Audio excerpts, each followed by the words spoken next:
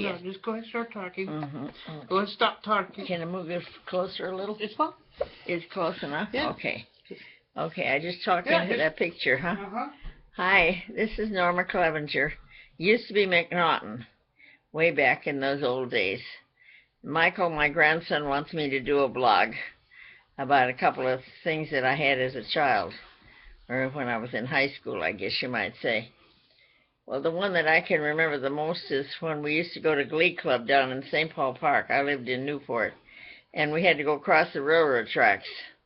And I didn't like railroad tracks, so my girlfriends and I, Molly and I and May, we'd all run across the railroad tracks because the train was on a curve, and we could hear the train coming, and I was kind of scared of trains.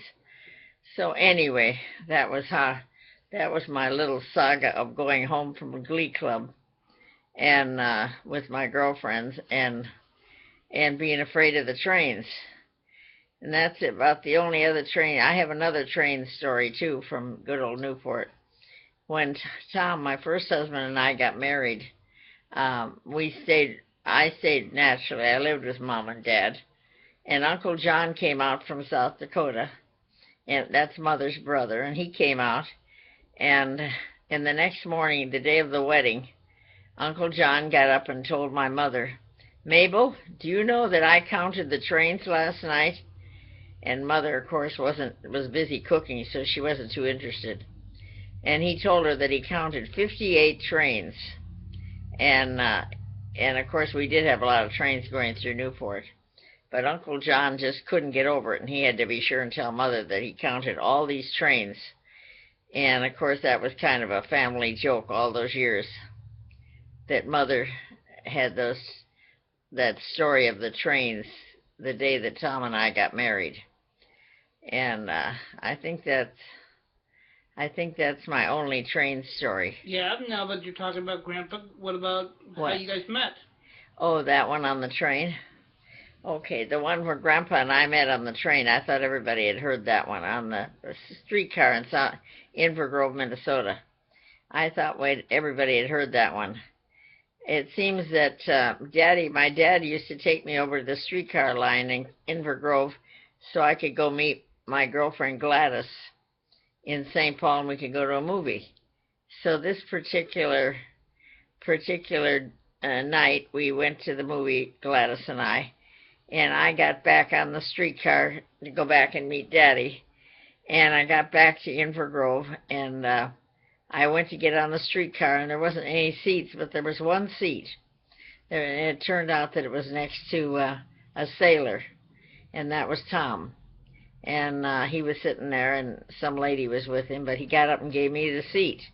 Of course, we've heard this dumb story all these years because he kept telling me that I got up and made him get up, which I didn't, but he got up and gave me the seat. And so we talked for quite a bit until we got to the end of the line, and he had to go up the hill to Fleming Field.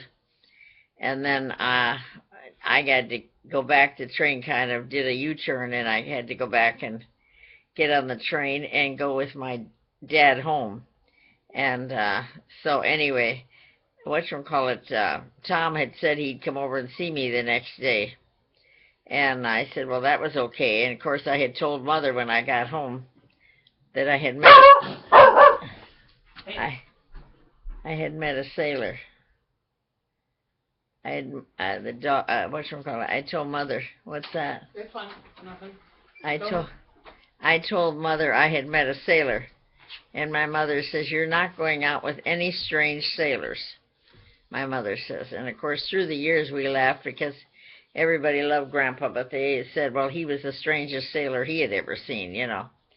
Well, okay, so I got home from school that night, and I was making myself a big old sandwich, and I heard a knock on the door, and there was a sailor hat. I could see through the little glass window.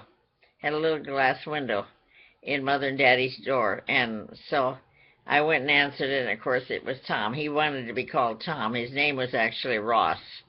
I don't know why we had this conflab about his name Thomas Ross Home, but he wanted me to call him Tom. So I called him Tom. Other people, his relatives, called him Ross.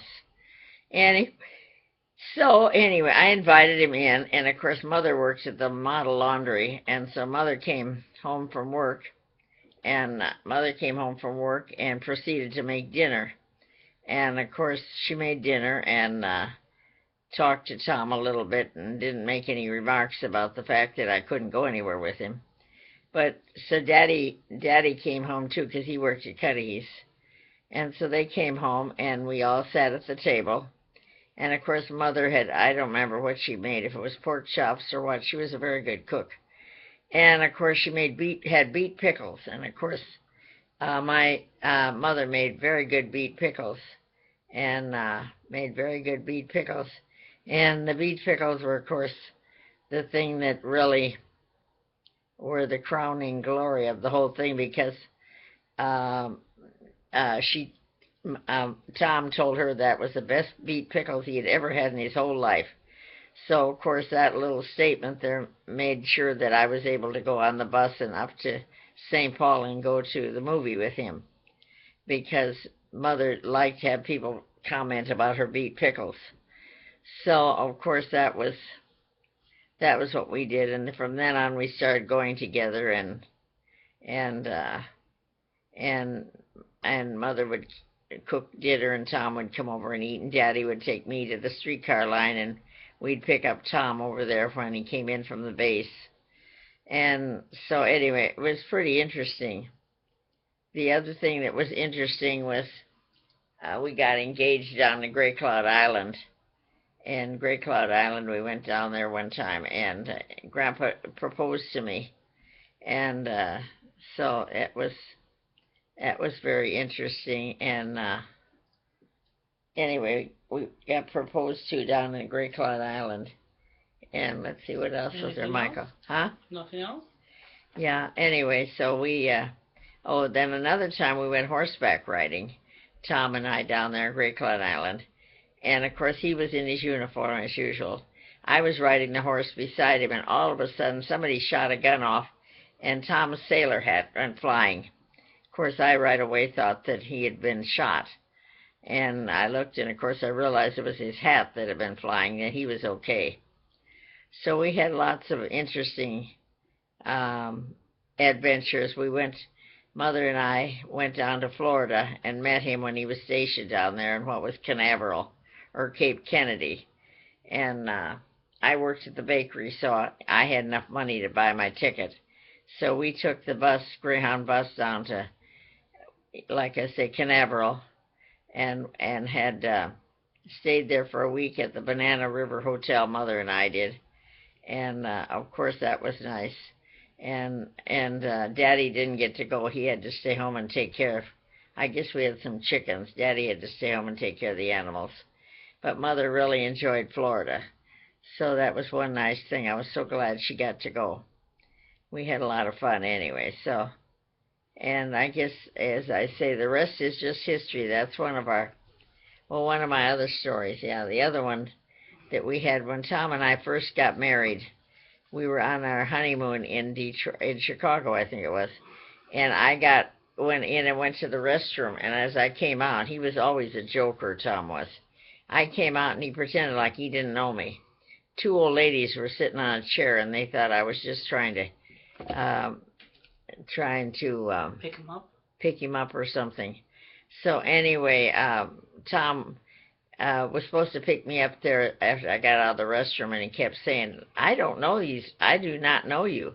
I don't know you. Why are you flirting with me, or something like that? And of course that wasn't true, So anyway, so that was one of his he liked to tease and heckle people. So we got used to that through the years, And so I think right now I'll probably have to think and see if I've got any more blogs to do. I think that's about Go ahead. Huh? I don't know if I got